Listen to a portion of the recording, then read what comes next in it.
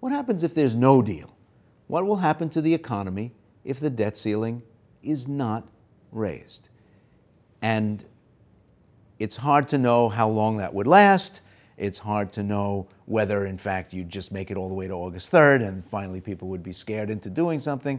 Brian Darling, what does it look like to you? Well, I think if it doesn't get raised, you're still going to have money coming in. You're going to have revenues coming in. The federal government's going to have resources they can sell. So you wouldn't have a complete shutdown. You'd have a partial shutdown of the federal government. And the federal government would have to start making decisions, taking bills, and figuring out what obligations they were going to pay, probably the interest on the debt and principal on the debt that they need to pay out. They're going to have to pay Social Security benefits and other entitlement programs, but they're going to run out of money at some point and figure out where they spend and where they don't spend. But I don't think anybody believes any shutdown of the government would be long-term. It would be something that would be a day, 2 days, a week, maybe at the most, because Washington will, in the end, come together and increase the debt limit. As a technical question, Heather, if you're one of those banks around the world who have American debt paper in the form of bonds, are they worth less, a little less, a lot less on August 3rd if there's no deal? What are they worth? Well, you have to imagine that investors around the world will be concerned that the United States cannot govern itself, right? That we can't get our act together and that we would choose to bump into a debt ceiling when we don't have to. You know, since the founding of our country, we've never done that. It's unclear, I would think, if I were an investor, why the United States would choose to do this at this point in time when our economy is so fragile, and to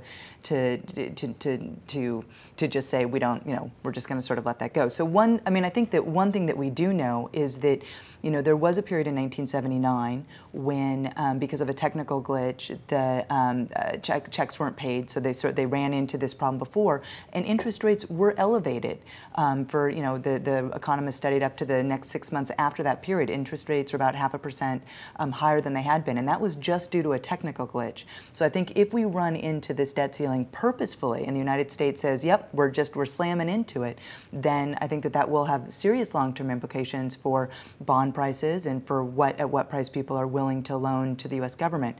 But one more thing, you know, you made this point that the federal government would just sort of decide what to pay and what not to pay.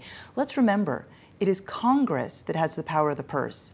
They're the ones that decide where money is going in this country, and the federal government, the Treasury Secretary, doesn't actually have they can't decide whether or not we should pay those Social Security payments or pay that money to veterans or pay the interest. That's not their purview. It's supposed to be Congress's. So no matter, you know, we can have a debate about what we think about this, but that definitely is going to pose a constitutional crisis if we do run into this and the federal government does start, you know, deciding where the money's going to go. That's not what they're supposed to be doing. Well, September 1st, your rent or your mortgage is going to come due just the way it always did. You're going to get maybe 1 or 2 paychecks between August 2nd and September 1st. Life will go on. If you're not a central banker, if you're not a federal government employee, if you're just paying your bills when they arrive, what does this mean to you, Donald? Well, so for many people, you know, there are going to be people that the federal government owes money to that are going to go unpaid, right? We don't know who they are, right? But there's going to be businesses, there are going to be beneficiaries, possibly debt holders, although I certainly hope and expect not, who won't expecting money, who won't have it. And will have all the normal effects that result if you were expecting a check that doesn't show up.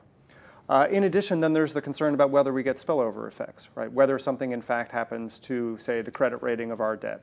Right, if the credit rating of the U.S. debt goes down, interest rates will go up. That will increase, obviously, the funding costs for the federal government. Makes it more difficult for the financial sector to work. Turns out a lot of the financial sector is built on the presumption that U.S. Treasuries pay on time always. If there begins to be doubt about that, you'll begin to see kind of, you know, the unraveling that we saw back in the financial crisis. I don't think of the same scale, but you begin to see some unraveling that makes things more difficult. And then there's also this issue about, you know, do people lose faith in the capability of the U.S. to govern itself?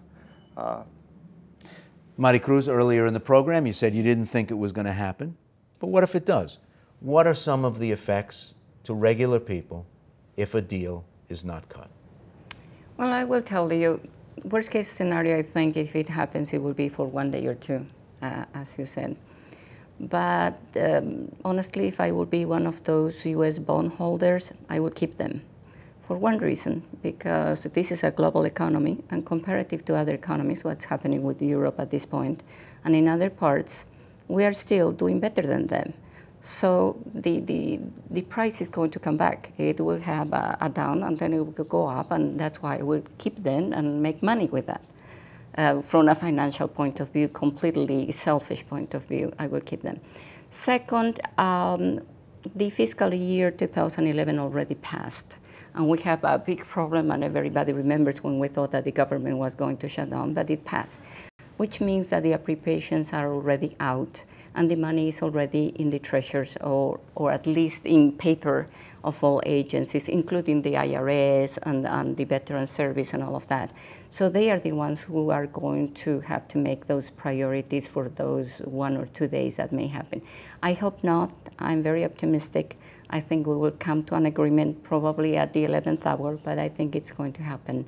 And I still trust that this is the greatest country in the world, and it will keep being the greatest country in the world because of its people.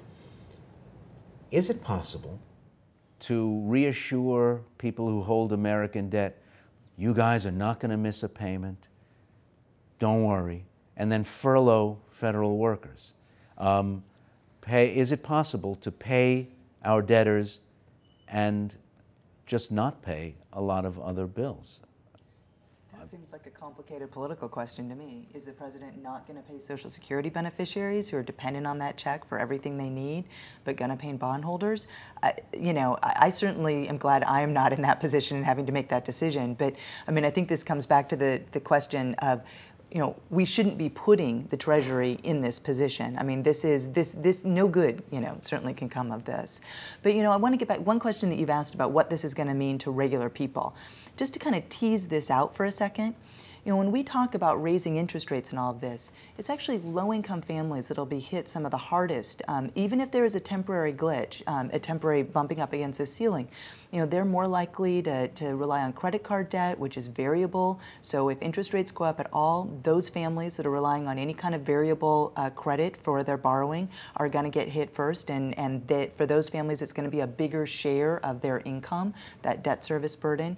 So I think that, sort of for the typical family sitting out there who's concerned about whether or not their variable rate mortgage or their credit card interest is going to go up, if we bump up against that, I think that is certainly quite likely to happen. But